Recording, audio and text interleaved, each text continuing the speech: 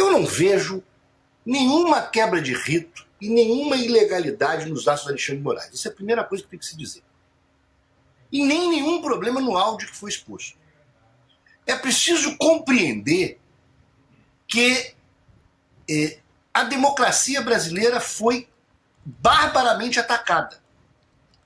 E o ministro que defendeu a democracia mais de frente e garantiu as eleições foi o ministro Alexandre de Moraes.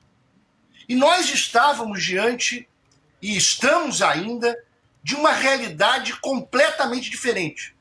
Exemplo das fake news, em tempo real, altamente rápida, e não é possível se querer que esta defesa da democracia fosse realizada nos moldes de um processo absolutamente manual, como expedição de ofícios ao Tribunal Superior Eleitoral para a resposta do tribunal. Isto iria demorar tanto que seria impossível garantir as eleições. Portanto, é absolutamente normal o ministro dar uma ordem, o seu assessor ligar para o Tribunal Superior Eleitoral. Veja, olha uma das partes divulgadas, que o ministro teria dito: olha, vocês querem que eu faça o laudo? Por quê? Porque o ministro tinha visto, segundo a própria reportagem, uma postagem de um dos indivíduos que não estava no laudo remetido. Ora, eu pergunto, se o juiz, e neste caso, o juiz Alexandre de Moraes acumula não só a questão de julgador, mas de presidir a investigação. Eu até disse ontem, nós podemos até debater porque a questão do juiz de garantias não é aplicável ao Supremo Tribunal Federal. Eu discordo, eu acho que deveria ser em todas as instâncias. Mas o fato é que não é aplicável, segundo a jurisprudência do Supremo Tribunal Federal, e de acordo com as regras hoje vigentes, o ministro preside a investigação e está realizando o que a lei e a Constituição manda. Ponto. Se o Supremo mudar de interpretação, é outra coisa. Até acho que para frente isso seja possível. Mas o que deve fazer um juiz que preside uma investigação se um laudo chega dizendo que o cara estava desarmado e ele olha o vídeo e está claramente armado? Ele deve dizer o quê?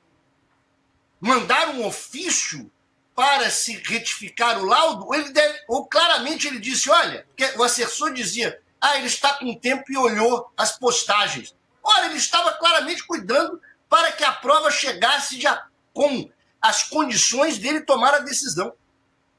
Você não há aí um áudio dizendo Alexandre de Moraes pede para incluir algo que não está. Alexandre de Moraes, pediu para dar um jeitinho e fazer uma interceptação telefônica que não está autorizada. Ora, não tem nada disso. Uhum. O que está se criando realmente é um escândalo sobre o nada. E eu posso dizer, de cadeira, talvez, com legitimidade, porque participei da Lava Jato, escrevi um livro sobre o assunto, tá para cá, ó, um livro sobre o assunto, né? E queria falar um pouco sobre a questão do Glenn, se me permite. Uhum, claro. O Glenn escreveu um livro, antes de vir ao Brasil, criticando o sistema americano, dizendo que nos Estados Unidos entra presidente e sai presidente, e os presidentes que assumem defendem o anterior, dizendo que o sistema americano não funcionaria por causa disso. Falando dos escândalos e como o republicano entra e democrata entra e um responde o outro. Como se isso fosse o problema de não funcionar o sistema. Uma das críticas que eu faço no meu livro é isso. Digo o seguinte, os Estados Unidos vendeu para o mundo a ideia de que nós deveríamos prender os nossos ex-presidentes, a América Latina inteira. Nós fizemos isso e destruímos praticamente o nosso sistema político. O que o Glenn diz que não funciona nos Estados Unidos é exatamente o que funciona. Porque, veja, quando o Barack Obama teve o problema exatamente decorrente do escândalo que o Glenn trouxe em relação ao Snowden, que os Estados Unidos estavam interceptando não só o mundo inteiro, mas todos os americanos, o que o Congresso americano fez imediatamente? Deu anistia às empresas. Imediatamente. Protegeu as empresas americanas. Então os Estados Unidos exportou para o mundo um projeto que ele não assume e defende as suas empresas e o seu sistema político. A ideia, falou muito bem, a ideia de imparcialidade é uma ideia completamente fantasiosa. Lógico que nós precisamos de juiz imparcial. Imparcial, ele nunca será como ser humano. Mas um juiz que tente ser imparcial e, por isso, regras que levem a isto. Agora, ser imparcial não é de maneira nenhuma permitir com que um ataque à democracia seja realizado. E neste ponto, a missão do Alexandre de Moraes, sendo o ministro que está presidindo essa investigação das fake news, tendo sido presidente do Tribunal Superior Eleitoral, é exatamente manter a rigidez do sistema democrático e das eleições e conseguir combater com tempo hábil uma rede de fake news, uma organização criminosa que é o maior câncer que nós temos na pós-modernidade contra a democracia. Eu digo aos meus colegas progressistas, juristas, advogados, que é preciso compreender claramente o tempo histórico que nós estamos vivendo.